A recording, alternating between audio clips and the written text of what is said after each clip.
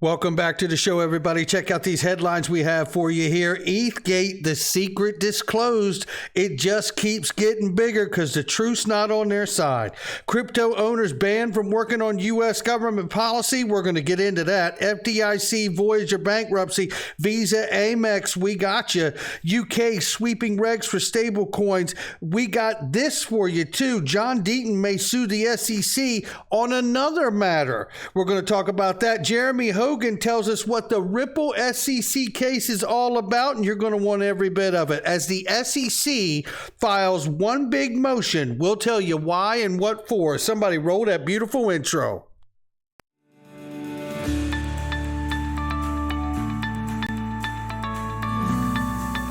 Digital Perspectives with Brad Kimes.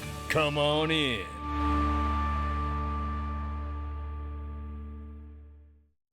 Welcome back to the show, everybody. You can follow me on Twitter at Dig Perspectives at the top of the screen, and give us a follow on TikTok at Digital Perspectives, no spaces. 1.8% up for the crypto market cap at $961 billion this morning.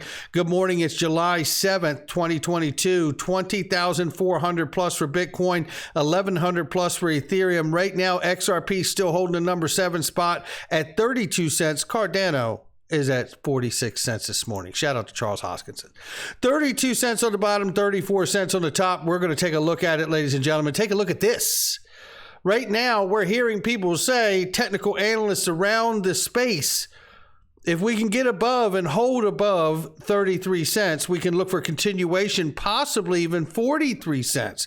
We'll keep an eye on it. We're not above 33 cents, so we'll have to pay very close attention today, and pay close attention to this. For the best deals on private equity like Ripple and Uphold and so many more, make sure you click that link that you're looking at right there on Twitter, or the one underneath my video. Whether you are already an accredited investor that is with link 2, click that link. If you're not, download the app and follow what's going on until you become accredited. That's what's going on here. Ripple and Uphold minimums reduced to $5,000 minimums today, normally $10,000 a piece. Invest in both of them and receive $1,000 XRP bonus. How about that, ladies and gentlemen? Don't mess around. They don't last long.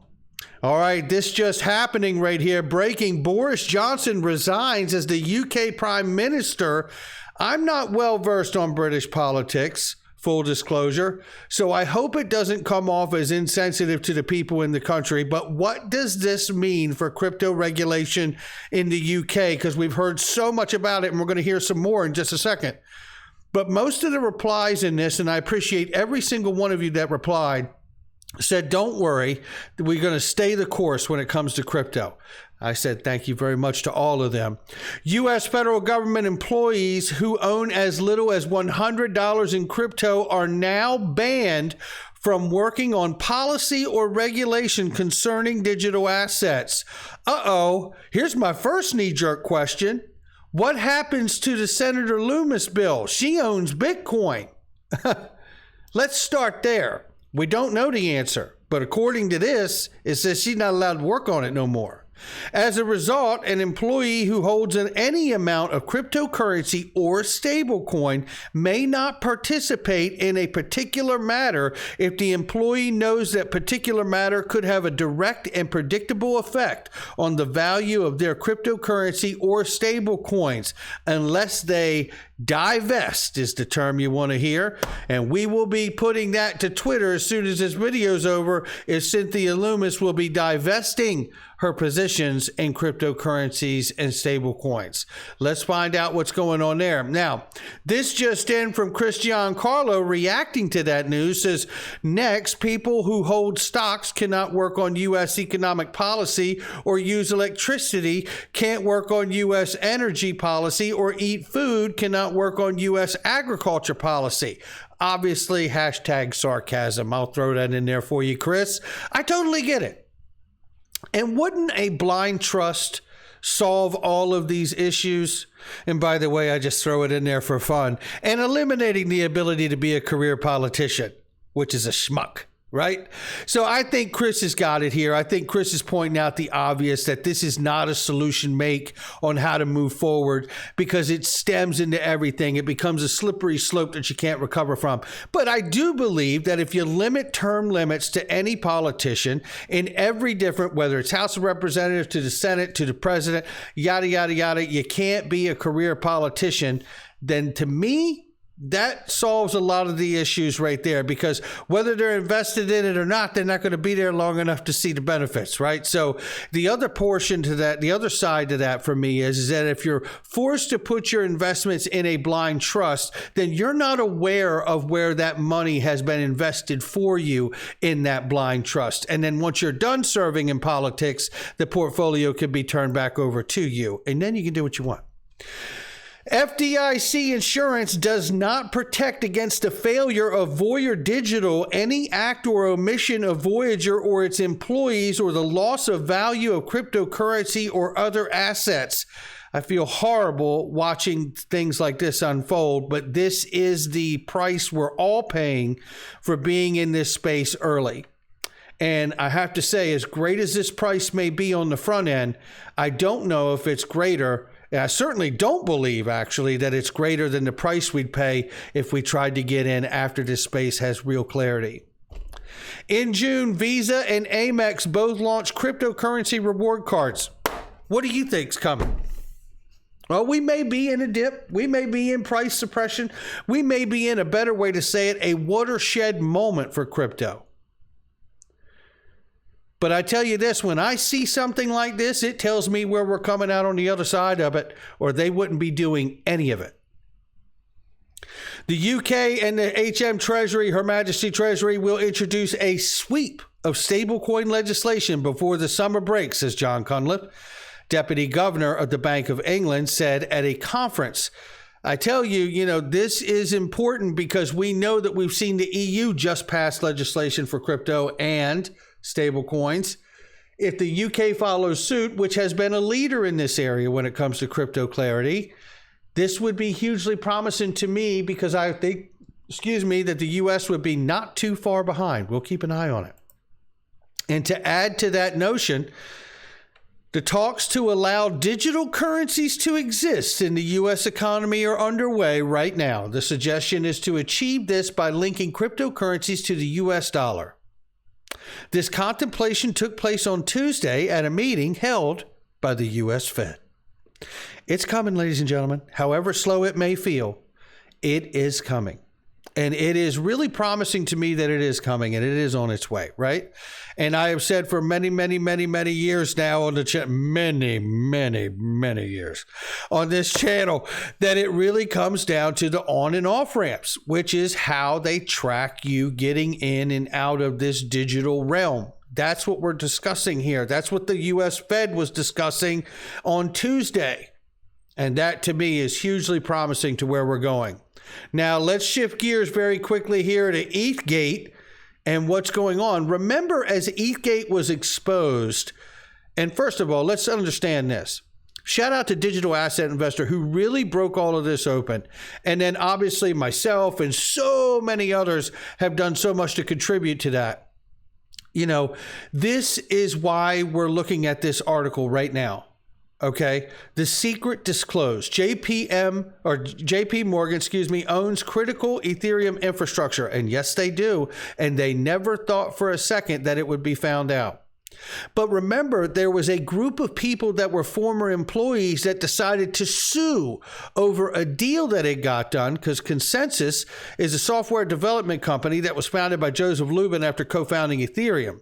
The company is a major player in the crypto space and is valued at 4.4 billion AUD. It is responsible for developing cryptocurrency-related infrastructure and is especially known for developing infrastructure critical to Ethereum's ecosystem, including MetaMask, the Web3 Ethereum wallet. The company's shareholders, mostly Consensus employees and now former employees, 35 former employees of the company who make up more than half of the shareholders, want the deal that saw fundamental intellectual property, more specifically Infura and MetaMask, transferred from CAG to Consensus Software Incorporated, a new entity The deal, popularly known as Project North Star within CAG, saw JPMorgan get a 10% stake in CSI in exchange for offsetting a $39 million loan to Joseph Lubin, Ethereum billionaire and consensus chief.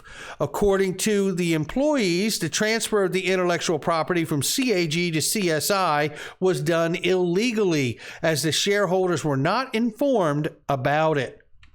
Why does it matter? Well, this is really great. The lawsuit is about much more than the fact that CAG was cheated out of its intellectual property and subsidiaries. It brings to light many failures of Ethereum blockchain in terms of decentralization. MetaMask and Infura are arguably the most critical infrastructure to the blockchain's ecosystem. Pay close attention to what goes on here. Infura, for one, is the node network that processes about 13 billion code requests every day. It provides developers with a way to connect to Ethereum without the need for running a full node. Currently, CSI is the single provider that operates Infura, which is dependent on Amazon's cloud servers.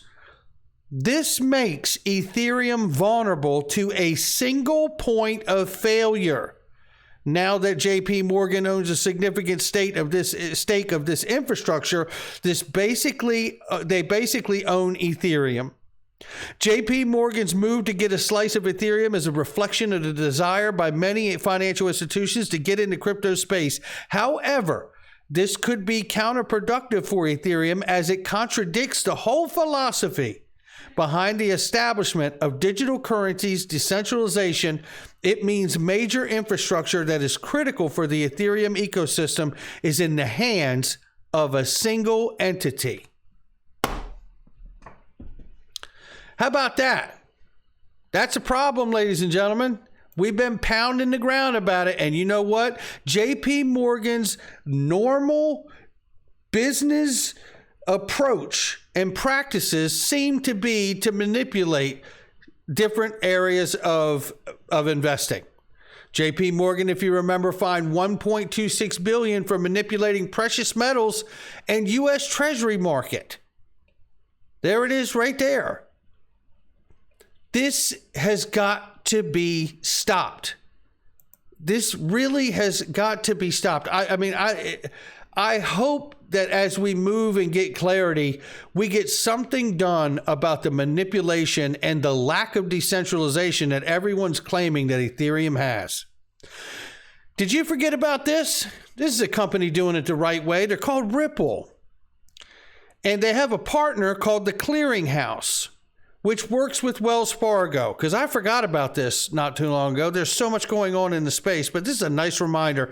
The Clearing House, a known Ripple partner company, is working with Wells Fargo on a cross-border payment system specifically designed to support digital commerce that could potentially replace SWIFT. The system, known as Real-Time Payments, RTP service, would facilitate the real-time transfer of digital currency between eligible accounts at Wells Fargo. A new Wells Fargo online service agreement has been shared online that details how this project could directly challenge SWIFT's dominance. Don't forget about it. Now, look, let's go ahead and change gears and get to the case and all the information surrounding it now. You mess with the bull, you get the horns. You mess with XRP holders, you get John Deaton. There's no good choice here, but the bull is definitely your better option. It said here, Attorney John Deaton disclosed he may sue the SEC over his Freedom of Information Act, known as a FOIA request, for William Hinman's official calendar during his time at the agency's Director of Corporate Finance. Go John Deaton. And here we remember that, we are waiting for a ruling, which we have heard Jeremy Hogan say we could get this week. And this week is coming to an end quick, so I hope we get it. We could only hope that the SEC Ripple judge will rule in favor of Ripple for the SEC to cough up those Hinman emails. It's time to put this dumpster fire out. And this here is 38 seconds of William Hinman giving his opinion, which he's claiming is SEC agency framework. On the guidance front, the Division of Corporation Finance has been heavily involved for some time. Some of the initial more formal guidance in this area was provided in a joint statement that we and our colleagues in the Division of Enforcement put out in conjunction with the July 2017 Dow Report of Investigation. Since then, we have been providing further guidance through speeches, statements, most recently working with the FinHub to publish the framework for investment contract analysis of digital assets that Val has mentioned. That really is the framework that we use to analyze whether we think an asset may fall within the securities laws, and we shared it to help move that analysis forward. He just said it. He just said it. So this has got to come to an end. Let's hope that the judge gets this one right and really fast tracks all of us to some kind of settlement. Now, this is a great clip right here. Shout out to Crypto Windio and Jeremy Hogan for this clip. And he talks about the idea of what this case is all about for him when he looks at it. Take a listen. Very important. And there's one major reason why I believe that.